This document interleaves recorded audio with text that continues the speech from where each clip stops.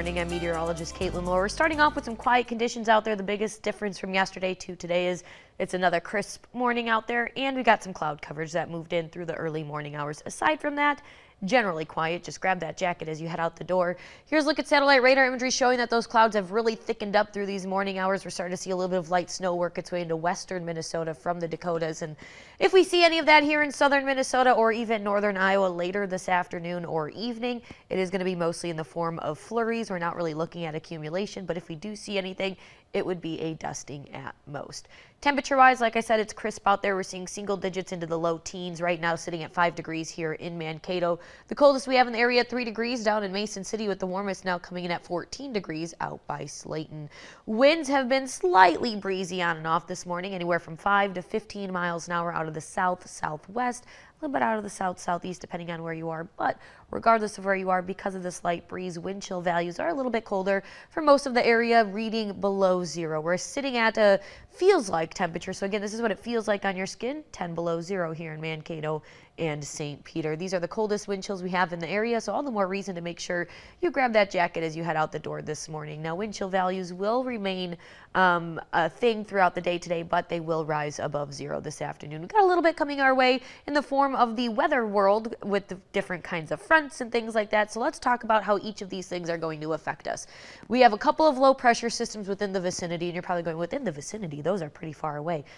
They're pressure systems. They still affect us, whether the center of it is over us or it's just near us.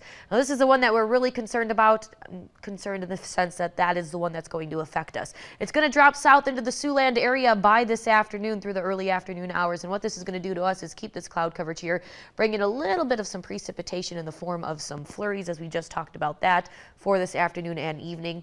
Now, this low pressure system will then move northeastward here into southern Minnesota, forming an occluded front, which is that purple one you see there. Now, an occluded front is kind of like a warm front, cold front meeting together. These conditions, they don't really know if they want to stay a warm front or a cold front. But one thing we do know is we've got this warm front to the north of us. Now, it kind of stops just here in southern Minnesota, but it is still going to lead to the more seasonal conditions for this afternoon.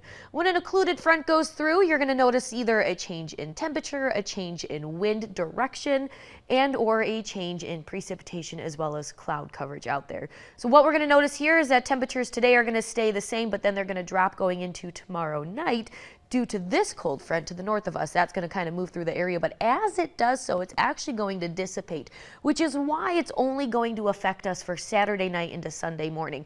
Now, with that being said, things will clear up going into Sunday as well as warm up because that cold front is going to dissipate.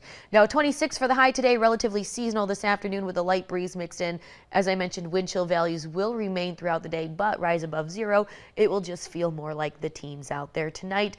It is going to stay a little bit on the warmer side with a low of 20 degrees by tomorrow morning. Here's a look at your extended forecast. As you can see, with that cold front going through tomorrow, it's going to drop to those single digits tomorrow night, and then it's going to feel quite pleasant as we close out the month of January with 30s and 40s in the forecast. That's a look at your local forecast. Let's send it back to Rochester.